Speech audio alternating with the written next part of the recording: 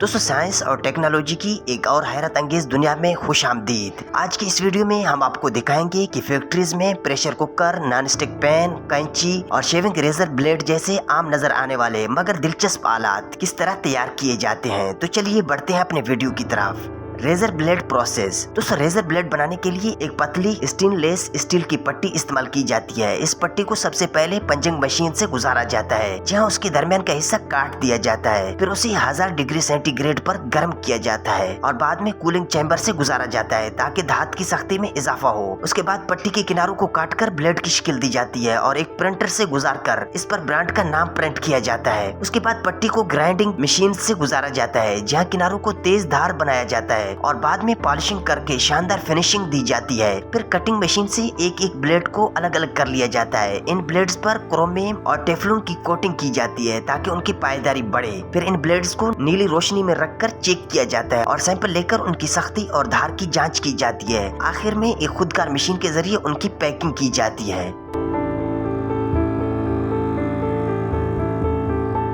कैंची प्रोसेस। दोस्तों कैंची तैयार करने के अमल की शुरुआत होती है उसके हैंडल्स। ये हैंडल्स पीतल धातु को पिघलाकर कास्टिंग के जरिए बनाए जाते हैं। सबसे पहले एक मोल्ड में मिट्टी भरी जाती है और इस मिट्टी पर हैंडल की शक्ल बनाई जाती है। फिर इसी तरह एक और मोल्ड में इस हैंडल को उल्टा रखकर दूसरी तरफ की शक्ल भी मिट्टी पर ली जाती है। इन दोनों मोल्ड्स को आपस में जोड़कर एक डब्बा नुमा खोल तैयार किया जाता है। इस खोल के अंदर गर्म और पिघला हुआ पीतल डाल दिया जाता है।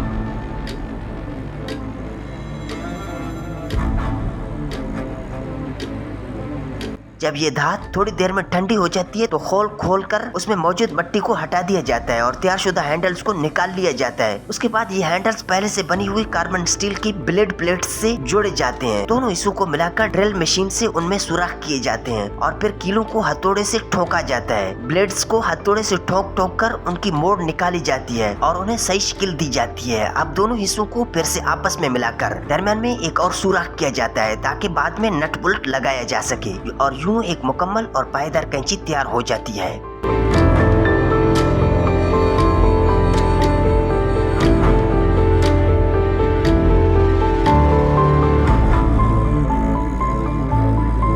Oil can process. दोस्तों सबसे पहले एक स्टील शीट को कटिंग मशीन की मदद से 3 हिस्सों में काटा जाता है। फिर इन टुकड़ों को एक रोलर मशीन से गुजारा जाता है ताकि वो गोल शिकल में तब्दील हो जाए। उसके बाद उन दोनों किनारों को वेल्डिंग मशीन के जरिए जोड़ा जाता है। गोल शिकल देने के बाद उसे एक प्रेसिंग मशीन में डालकर चौकोर शिकल दी जाती है। फिर उस चौकोर डब्बे के दोनों अतराफ के किनारों को एक खास मशीन के जरिए बाहर की तरफ मोड़ा जाता है ताकि बाद में उन पर ढक्कन लगाकर अच्छी तरह सील किया जा सके। उसके बाद एक और स्टील शीट को केन के ऊपर रखकर मशीन के जरिए वेल्ड कर दिया जाता है। इसी तरह केन के ऊपरी हिस्से को भी वेल्ड कर दिया जाता है। यूं मुकम्मल ऑयल कैन तैयार हो जाता है।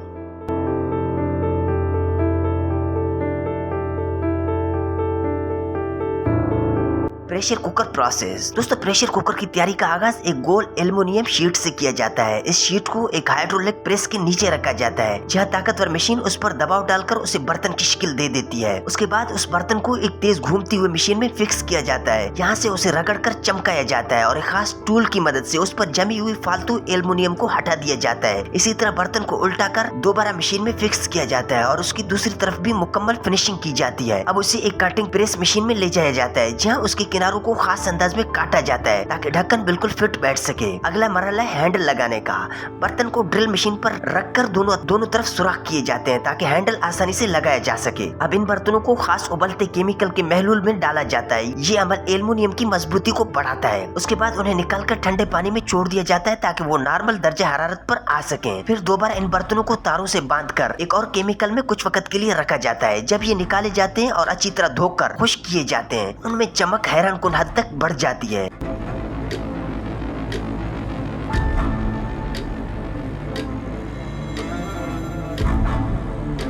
अब बारी आती है ढक्कन बनाने की। ये ढक्कन भी वैसे ही एल्युमिनियम शीट से बनाए जाते हैं। फिर उनके भी वैसे ही फिनिशिंग की जाती है जैसे बर्तन की गई थी। मशीन के जरिए उनके किनारों को अंदर से मोड़ा जाता है। फिर कटिंग मशीन से उन किनारों को खास शक्ल दी जाती है ताकि ये बर्तन के साथ बिल्कुल लॉक हो जाए। उसके बाद ढक्कन में सीटी और सेफ्टी बाल फिक्स किए जाते हैं। फिर एक और मशीन के जरिए हैंडल लगाए जाते हैं। आखिरी मरहले में इन ढक्कनों में रबड़ की रंग लगाई जाती है और फिर मुकम्मल चेक किया जाता है कि कुकर बिल्कुल बंद होता है या नहीं। तमाम मराहिल मुकम्मल होने के बाद इन तैयारशुदा प्रेशर कुकर को डब्बों में पैक करके मार्केट में भेज दिया जाता है।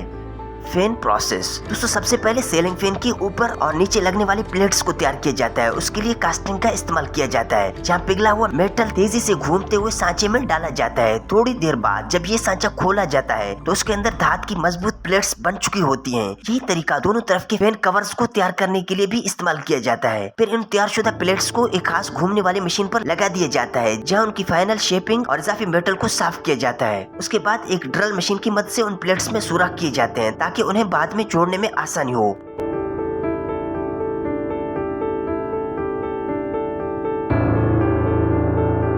अगले मरहले में इन प्लेट्स को स्प्रे पेंट के जरिए रंगा जाता है और उन पर दिलकश डिजाइन भी बनाए जाते हैं। ये सब मुकम्मल होने के बाद अब फैन की सबसे अहम चीज यानी मोटर की तैयारी शुरू हो जाती है। मोटर के लिए सबसे पहले कोयल तैयार की जाती है, जिसे एक ऑटोमेटिक मशीन पर फिक्स किया जाता है। ये मशीन तेजी से कॉपर वायर को लपेट कर वायरिंग मुकम्मल करती है। फिर इन कोयल्स को पीवीसी वायर से कनेक्ट करके बाहर निकाला जाता है और इस तरह मोटर मुकम्मल तौर पर तैयार हो जाती है। अब मोटर को फैन के नीचे वाली प्लेट में मौजूद रूटर के साथ जोड़ा जाता है। रूटर को मजबूती से फिक्स करने के बाद बेयरिंग लगाई जाती है और इस बेयरिंग में मोटर को बिठा दिया जाता है। फिर ऊपर वाली प्लेट लगाकर मोटर को मुकम्मल तौर पर सील कर दिया जाता है। उसके बाद एक होल्ड लगाया जाता है, जिसकी मदद से फैन की टेस्टिंग की जाती है। जब टेस्टिंग का अमल कामयाब हो जाए तो नीचे की तरफ कुछ मजीद आराइशी डिजाइन शामिल किए जाते हैं और आखिर में फैन की ब्लेड्स को जोड़ा जाता है। एक बार फिर उसकी मुकम्मल जाँच की जाती है ताकि यकीनी हो जाए कि सब कुछ दुरुस्त काम कर रहा है। जब तमाम पुर्जे कामयाबी से टेस्ट हो जाए तो आखिर में ब्लेड्स और रूटर को अलग करके अगले प्रोडक्शन मरहले के लिए तैयार किया जाता है।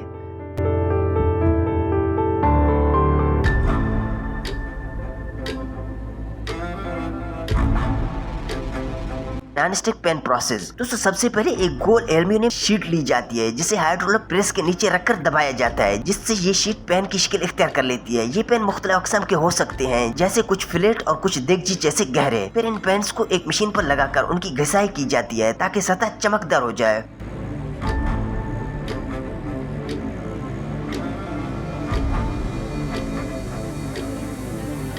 उसके बाद ड्रिल मशीन से किनारों पर सुराख किए जाते हैं ताकि हैंडल लगाया जा सके। अब उन पेंट्स को एक घूमते हुए प्लेटफॉर्म पर रखकर उन पर स्प्रे मशीन के जरिए पेंट किया जाता है।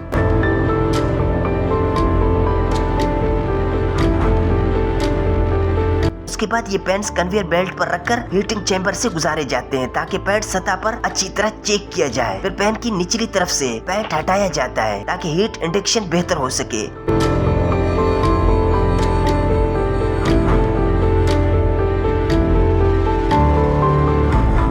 आखिर में एक मशीन के जरिए हैंडल लगा दिया जाता है।